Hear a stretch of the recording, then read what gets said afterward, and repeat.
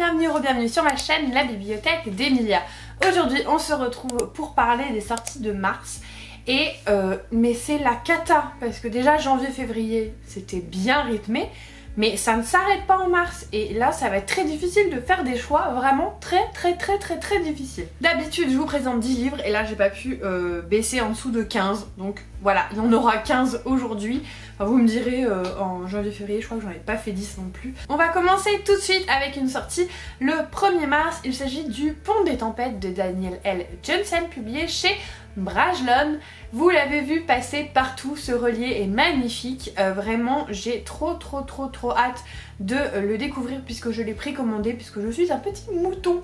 Il s'agit d'une romantasy sur une jeune fille qui est la fille d'un roi et en fait dans ce royaume vous avez un pont qui est un petit peu une espèce de plateforme commerciale et qui est très importante pour la politique et pour l'avenir en fait des pays et qui est contrôlée par un pays voisin avec un roi et du coup cette jeune fille elle va être promise en mariage vu que c'est la princesse de son royaume au roi de ce fameux territoire pour pouvoir en fait tout simplement permettre à son père de le contrôler et d'avoir des avantages un petit peu, enfin, voilà c'est très politique entre les deux.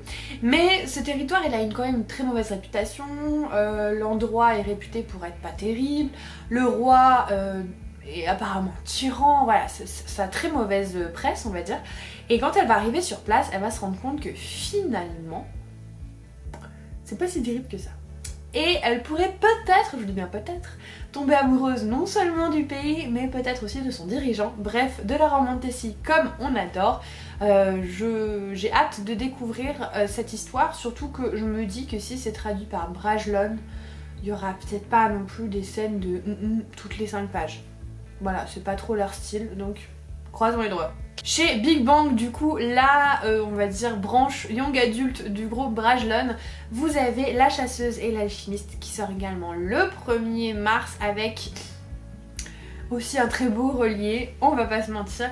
L'histoire me tente énormément puisque tout ce qui a rapport avec l'alchimie ça a tendance à beaucoup m'intriguer et là en fait on est dans un monde où il y a une bête qui va arriver en fait dans le royaume et à chaque fois qu'elle arrive il y a une espèce de tournoi, il y a une espèce de grande chasse qui est organisée et pour pouvoir participer il faut être en binôme, un alchimiste et un chasseur et donc on va suivre une jeune fille qui est chasseuse et qui va s'allier avec un alchimiste qui a pas tout à fait fini ses études et Margaret en fait elle a un but précis dans tout ça, c'est qu'elle cherche à retrouver sa mère. Alors comment elle va réussir à lier les deux, je ne sais pas, mais en tout cas il semblerait qu'une petite histoire d'amour se dessine entre donc la chasseuse et l'alchimiste. Ça a l'air vraiment chouette, les chasses, le fait qu'il y ait vraiment une grande épreuve, qu'on ait de l'alchimie et tout, ça m'intrigue beaucoup, donc j'ai hâte de découvrir cette histoire. Ensuite, dans un autre registre, mais toujours le 1er mars, chez Albin Michel, sort Les Femmes du bout du monde de Melissa d'Acosta. Et Melissa d'Acosta, ça avait été un gros coup de cœur sur ses 2 premiers livres, donc Tout bleu du ciel et Le lendemain, mais j'avais détesté... c'est pas Les douleurs fantômes, mais celui juste avant. Donc du coup, ça fait un moment que j'en ai pas lu, mais... là j'ai l'impression qu'on retourne sur des bases beaucoup plus saines avec des personnages beaucoup plus attachants puisqu'on va suivre en fait une mère et sa fille qui habitent en Nouvelle-Zélande et qui ont une espèce de petit coin de paradis, une espèce de camping qui est censé apaiser les maux, voilà, très en connexion avec la nature, qui s'appelle en maori le bout du monde. Alors je sais plus comment ça se traduit, enfin la traduction c'est le bout du monde mais je sais plus quel est le terme maori, mais elles vont accueillir une jeune parisienne qui semble un peu déboussolée, qui a besoin de faire le vide en elle et j'aime beaucoup quand Melissa d'Acosta elle parle de reconstruction, c'est un thème qui est très récurrent dans ses livres. Et là où j'avais pas accroché avec le livre dont je vous ai parlé, c'est que je trouvais que l'héroïne était pas du tout... on s'attachait pas à elle parce qu'elle était très répréhensible et qu'elle apprenait pas de ses erreurs. Et là j'ai l'impression qu'on est vraiment sur comment dire, une situation beaucoup plus calme, beaucoup plus tranquille avec un petit peu des échos par exemple à ce qui se passe dans Les lendemains où la jeune femme se retrouve dans un petit coin perdu, elle commence à faire du jardinage pour se guérir elle-même et du coup celui-là il me tente un peu plus. Le 1er mars, toujours cette fois chez Hauteville, sort Elle n'avait pas 10 ans. C'est écrit par Shelley Burr et là on est dans une histoire où il y a 19 ans, la sœur jumelle de l'héroïne s'est fait enlever. Et c'est un petit peu un cold case, personne n'a réussi à trouver ce qui s'est passé. Voilà, ça a été un petit peu abandonné. Et elle a jamais réussi à oublier ça, elle a jamais réussi à passer au-dessus. Et elle est un petit peu hantée par tout ça. Et le jour où quelqu'un apparaît dans sa vie et lui propose de réouvrir l'enquête et de lever le voile sur tout ce qui a pu se passer, évidemment elle va dire oui. Ça m'a l'air assez intriguant. Et puis les histoires de disparition comme ça, les cold cases en général ça marche plutôt bien avec moi. Une petite recherche, disparition, je trouve ça pas mal. Le 1er mars, toujours, cette fois chez Hachette Heroes sort le tome sur Yzma de Happily Never After. C'est une saga sur les vilains, mais à l'époque où ils étaient pas vilains, et puis comment dire, sur des histoires d'amour qui finissent mal, on va dire.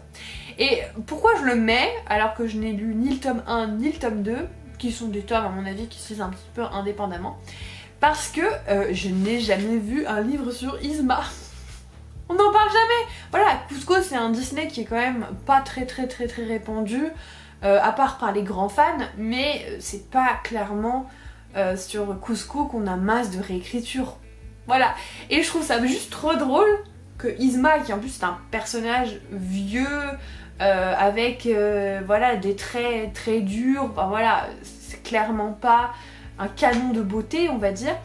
Je trouve ça très étrange qu'on fasse une réécriture dessus et je suis très intriguée par comment ça va être fait.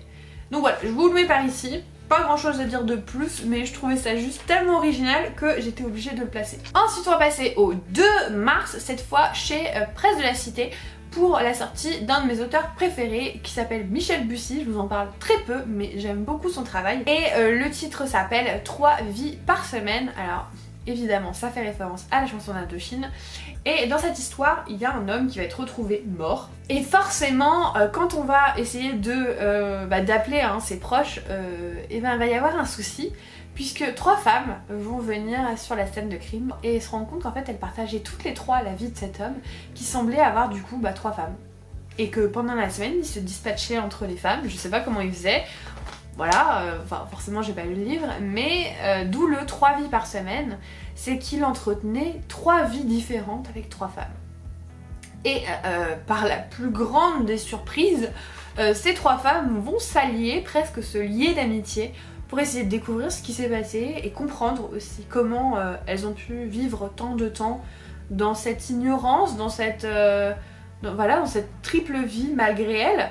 Et moi je pense quand même qu'il y en a une des 3 qui doit pas être innocente dans tout ça, mais ça, il faut lire le livre pour le savoir. Le 2 mars chez Gulfstream va sortir Mystic Flamme de Dana Béchalis.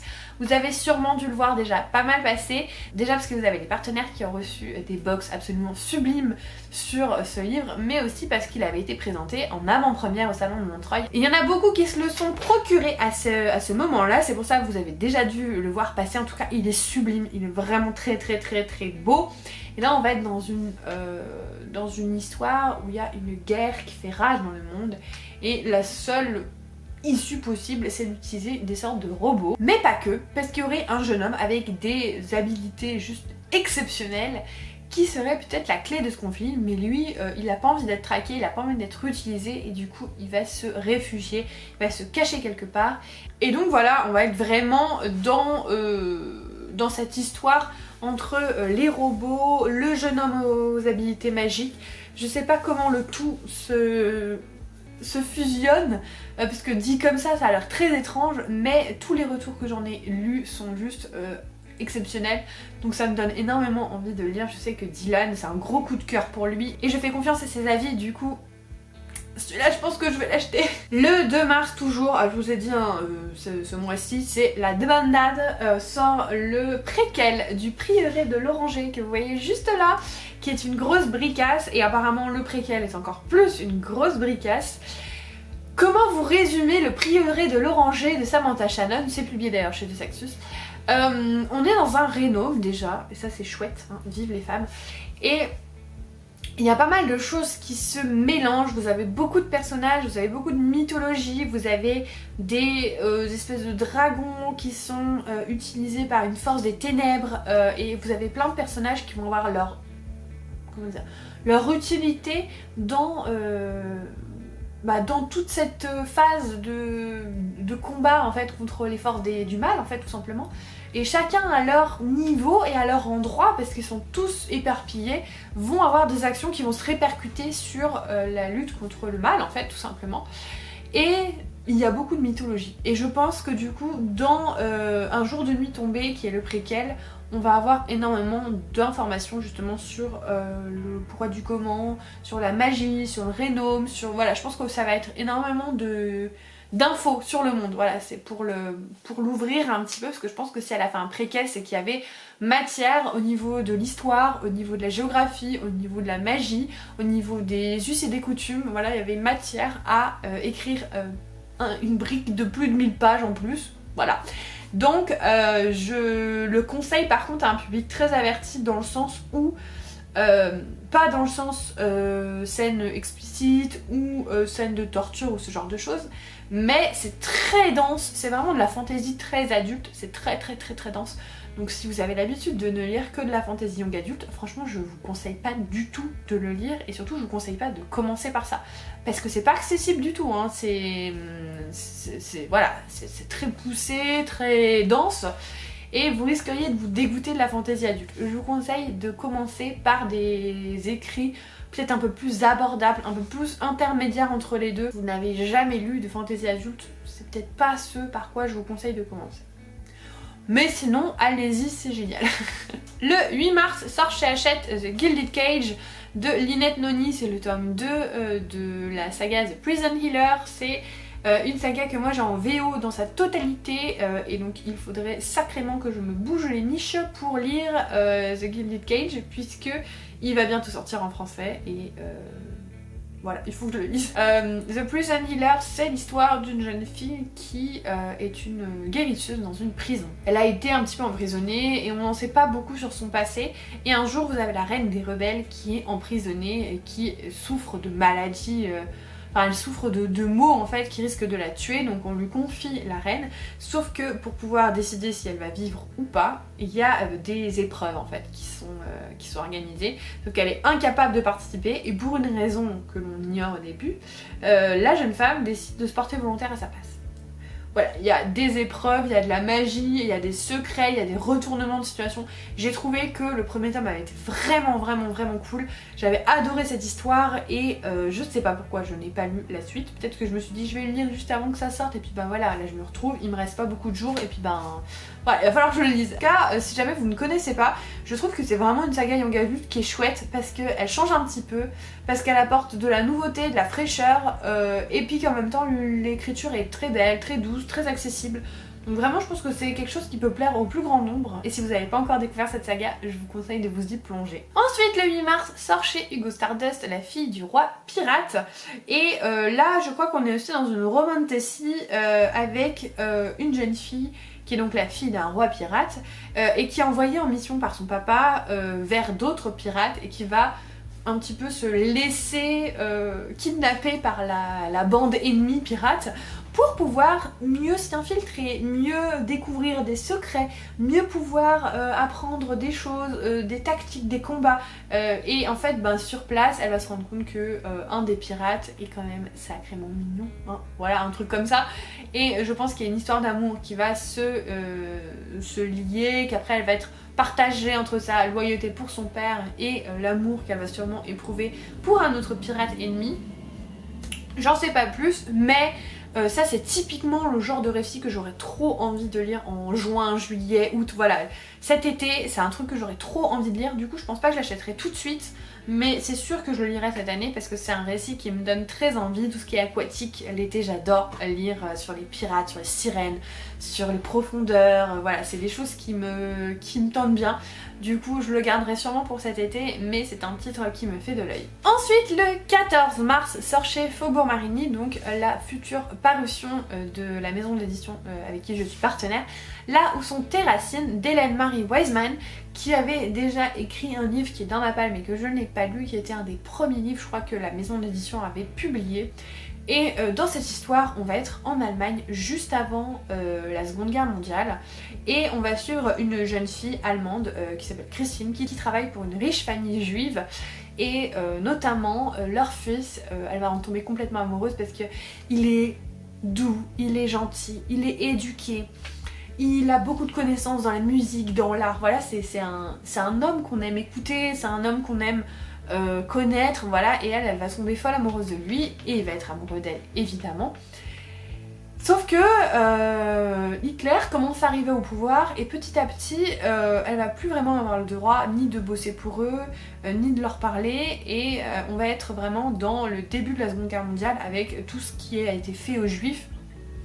Et je trouve ça très intéressant qu'on se place du côté allemand, mais pas du côté allemand nazi, du côté allemand qui n'ont pas le choix en fait. Mais du coup je trouve ça très intéressant qu'on puisse avoir vraiment ce côté-là, peut-être même que ça va être des Allemands résistants, je sais pas, mais en tout cas qu'on soit en Allemagne au début de la Seconde Guerre mondiale, voilà, qu'on soit en Allemagne et qu'on soit pas en France parce qu'on a l'habitude du point de vue français évidemment, hein, donc voilà, je trouve ça cool qu'on ait ce point de vue là. Ensuite, le 15 mars sort le dernier tome de la saga Cursebreakers, donc c'est un serment si noble et funeste de Brigitte Kemmerer, c'est publié donc chez Rajo.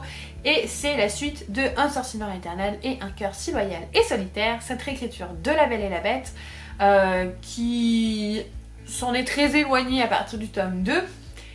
Mais ce qui est spécifique dans cette saga, c'est que chacun des tomes suit des personnages différents. Et du coup, je suis très intriguée de savoir si le dernier tome, qui va être un petit peu la confrontation finale, qui va être la confrontation de différents intérêts, de différents points de vue, si elle va regrouper tous les personnages au niveau des points de vue, parce que ça me paraît d'en faire beaucoup quand même, ou si elle va s'en limiter à quelques-uns, ou s'il va y en avoir des nouveaux, je ne sais pas. Mais en tout cas, je trouve ça vraiment chouette, cette manière de faire, de différencier les points de vue au fil des tomes en fait, ce qui permet d'avoir vraiment une mise en relation, une mise en exergue en fait des différents points de vue, et se rend compte qu'en fait on est gentil, on est mauvais, mais ça dépend vraiment de quel côté on se place, voilà.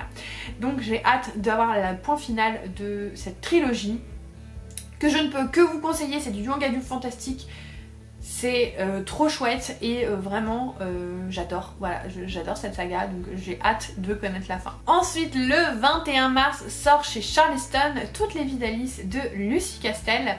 C'est un roman qui me tente bien puisqu'il aborde des sujets qui sont pour moi très intéressants, qui sont la confrontation des démons, enfin des démons intérieurs, puisqu'on va suivre une héroïne qui, pour ne pas faire face à sa vie, à ce qui lui arrivait, déjà est partie de chez elle, elle est partie loin de chez elle, elle a refait une vie totalement, complètement différente, et surtout elle s'est organisée dans sa vie pour toujours être un petit peu prête à faire face à ce qui peut arriver. Elle est toujours prête, tout est minuté, tout est chronométré, tout est planifié, et moi-même ça a été un de mes mécanismes de tout planifier à la minute près pour pas faire face à mes angoisses, à mes démons, et je trouve ça très intéressant du coup comme problématique, et j'ai très envie de voir comment ça peut être traité, sauf qu'à un moment cette jeune fille elle va devoir fatalement retourner sur son lieu de naissance, hein, on va dire,